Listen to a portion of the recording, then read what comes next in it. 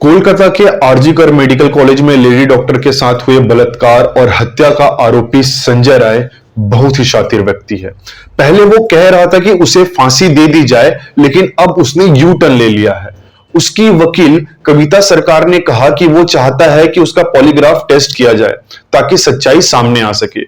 उसका कहना है कि वो पूरी तरीके से निर्दोष है। वो इस मामले की जांच कर रही सीबीआई को हर तरह से सहयोग देने के लिए तैयार है ताकि असली अपराधी को पकड़ा जा सके। संजय राय की वकील कविता सरकार ने कहा, जब कोर्ट में संजय की पॉलीग्राफी टेस्ट के लिए सहमति ली गई तब मैं वहां स्वयं मौजूद थी। उसने टेस्ट के लिए अपनी सहमति दे दी थी। मैंने उसे व्यक्तिगत रूप से समझाया था और बताया था कि पॉलीग्राफ टेस्ट होता क्या है। इसके बाद वो सहमत हो गया था। उसके अनुसार वो इस वक्त मानसिक रूप से बहुत ही दबाव में है क्योंकि उस पर बहुत ही गंभीर आरोप लगे हैं। वो खुद चाहता है कि सच्चाई सामने आ सके। बकौल कविता सरकार, संजय राय का कहना है कि वो इस अपराध में शामिल नहीं है, इसलिए किसी भी तरीके से टेस्ट के लिए तैयार है। इस मामले के सभी जांच में सहयोग कर रहा है। आप समझ लीजिए कि लेडी डॉक्टर के साथ किए गए हैवानियत का आरोपी कितना बदमाश और कितना शातिर है।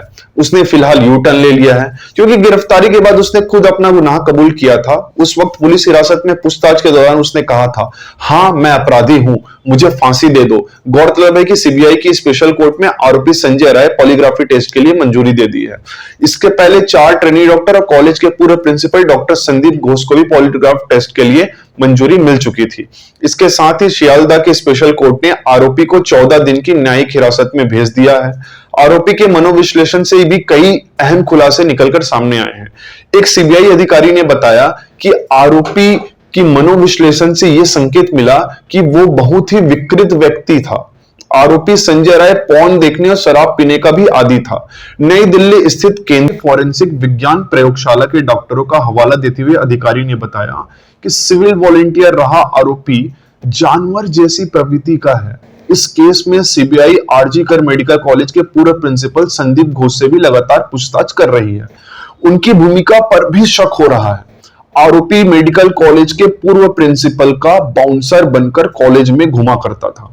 एक सीबीआई अधिकारी ने बताया कि तकनीकी और वैज्ञानिक दोनों तरह के सबूत इस बात को पूरी तरह से साबित करते हैं कि आरोपी संजय राय मौके वारदात पर मौजूद था। अस्पताल के सीसीटीवी फुटेज का हवाला देते हुए उन्होंने बताया कि आरोपी को 8 अगस्त को सुबह 11 बजे चेस्ट मेडिसिन डिपार्टमेंट के पास देखा गया था।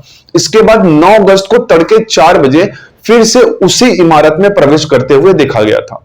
रिपोर्ट के मुताबिक 8 और 9 अगस्त के दौरान संजय राय अलग अलग वाहनों से कुल 4 बार आरजीकर मेडिकल अस्पताल के अंदर आया। इनमें से 3 बार तो वो अस्पताल के अंदर घूम फिर रहा था, राउंड लगा रहा था और बाहर निकल गया था। लेकिन चौथी बार और आखिरी बार जब वो अस्पताल से बाहर निकला तब तक उसके हाथों से ट्रेनी डॉक्टर का रेप और कत्ल हो चुका था।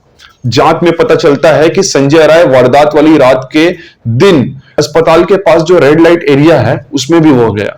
वह एक सेक्स एडिक्ट व्यक्ति है जो अक्सर महिलाओं और लड़कियों के साथ अश्लील हरकत करता रहता था। संजय राय के इस यू टर्न पर आप क्या सोचते हैं, हमें जरूर बताएं और साथ ही यह भी बताएं कि इस केस की सच्चाई कैसे सामने आएगी।